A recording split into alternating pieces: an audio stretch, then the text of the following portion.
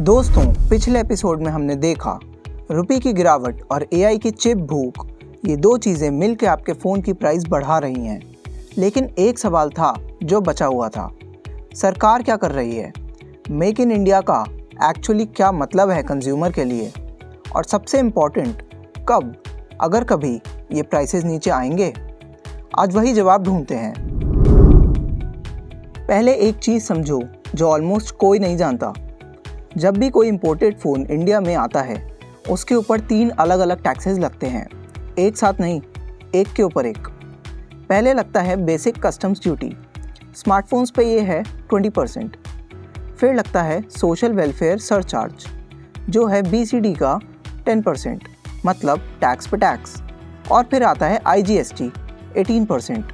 लेकिन ये 18% original price पे नहीं लगता, ये लगता है उस अमाउंट पे जो पहले से 2 टैक्सेस खा चुका है।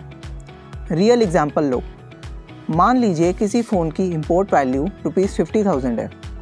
कस्टम्स ड्यूटी, सरचार्ज और IGST के बाद उसकी लैंडेड कॉस्ट लगभग ₹72,000 पहुंच जाती है। इसके बाद डिस्ट्रीब्यूटर और रिटेलर मार्जिन्स अलग होते हैं। ये ब्रेकडाउन कोई बॉक्स पे नहीं लिखता, कोई प्रेस कॉन्फ्रेंस नहीं होती, बस एक दिन फ़ोन महंगा होता है और आपको लगता है कंपनी ने प्राइस बढ़ा दी। कई बार प्राइस कंपनी नहीं बढ़ाती, टैक्स स्ट्रक्चर उसे महंगा बना देता है।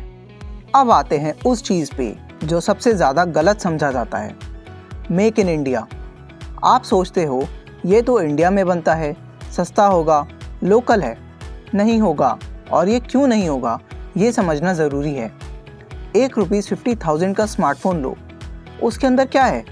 प्रोसेसर ताइवान या अमेरिका से डिज़ाइन होता है, डिस्प्ले साउथ कोरिया या चाइना से, memory chips south Korea, camera sensors Japan, battery cells China, assembly होती है इंडिया में। सबसे महंगी कंपोनेंट्स अभी भी बाहर से ही आते हैं, इंडिया में उनकी असेंबली और इंटीग्रेशन होती है, साथ में चार्जर्स, इंक्लोजर्स और कुछ मॉड्यूल्स भी बनने लगे हैं। लेकिन वैल्यू का सबसे बड़ा हिस्सा अभी भी इंपोर्ट है। एवरेज डोमेस्टिक वैल्यू एडिशन लगभग 18 से 20%, बाकी बड़ा हिस्सा तो अभी भी बाहर से ही आ रहा है। तो मेड इन इंडिया फ़ोन सस्ता क्यों नहीं हुआ? क्योंकि स्मार्टफोन की सबसे ज़्यादा वैल्यू उसके हाईटेक कंपोनेंट्स में होती है और उनमें से ज़्यादातर अभी भी इंपोर्ट हो रहे हैं। फाइनल असेंबली इंडिया में होती है और ये दोनों अलग चीज़ें हैं। अब ऑब्वियस सवाल, एसीज तो सस्ते हुए ना, वहाँ मेक इन इंडिया काम किया? हाँ, क्योंकि स्मार्टफोन सेमीकंडक्टर इकोसिस्टम के मुकाबले एसी मैन्युफैक्चरिंग कंपैरेटिवली कम कॉम्प्लेक्स है। कंप्रेसर, कॉपर ट्यूबिंग और शीट मेटल जैसे कंपोनेंट्स की सप्लाई चेन इंडिया में पहले से ही मौजूद थी। स्मार्टफोन चिप बनाना वो अलग दुनिया है। ताइवान और साउथ कोरिया ने डेकेड्स लगाए अपना सेमीकंडक्टर इकोसिस्टम बनाने में। इंडिया अभी भी उस जर्नी के शुरुआती फेज़ में ही है।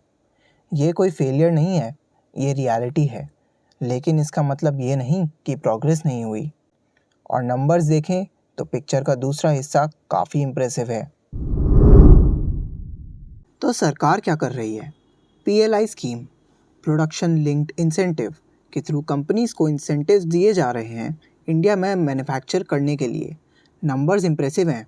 14 लाख जॉब्स बनी हैं और ₹20 लाख करोड़ का प्रोडक्शन हुआ है। इलेक्ट्रॉनिक्स एक्सपोर्ट्स रिकॉर्ड पे हैं। ये सब रियल है, फैक्ट्रीज़ हैं, जॉब्स हैं, शिप्स में से फ़ोन्स निकल रहे हैं।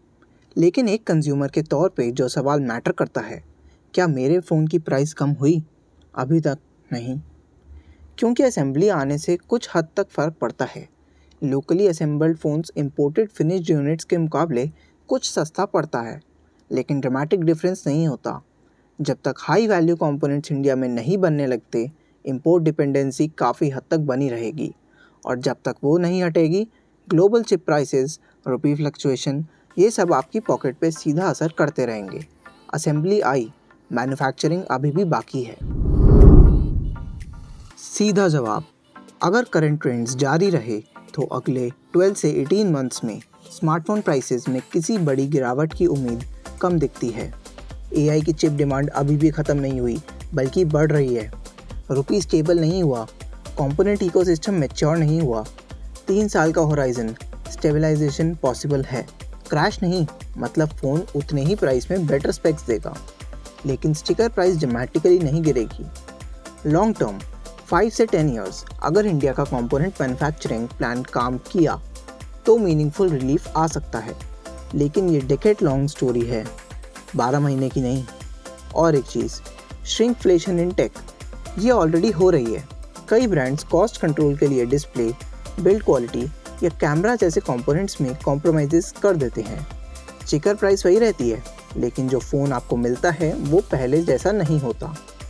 बजट सेगमेंट में ऐसे एग्जाम्पल्स देखने को मिल चुके हैं, इसलिए सिर्फ प्राइस नहीं, स्पेसिफिकेशंस भी ध्यान से कंपेयर करिए। तो पिक्चर कंप्लीट है, फैक्ट्रीज आ रही हैं, जॉब्स आ रही हैं, एक्सपोर्ट्स बढ़ रहे हैं, ये सब हो रहा है। लेकिन एक तरफ इंपोर्ट्स अभी भी महंगे हैं, दूसरी तरफ लोकल मैन्युफैक्चरिंग अभी भी मैच्योर हो ही रही है, और इन दोनों के बीच जो खड़ा है वो इंडियन कंज्यूमर है। ये गैप कितना बड़ा है, कितने टाइम में भरेगा, वो टाइम बताएगा। तब तक समझ के खरीदो, कम से कम शॉक नहीं लगेगा। अगर ये सीरीज़ हेल्पफुल लगी, सब्सक्राइब करो। हर सैटरडे सुबह 7:30 एक नई चीज़ एक्सप्लोर करते हैं साथ में, और कमेंट्स में बताओ अगला एपिसोड किस टॉपिक पे चाहिए। मिलते हैं नेक्स्ट सैटरडे।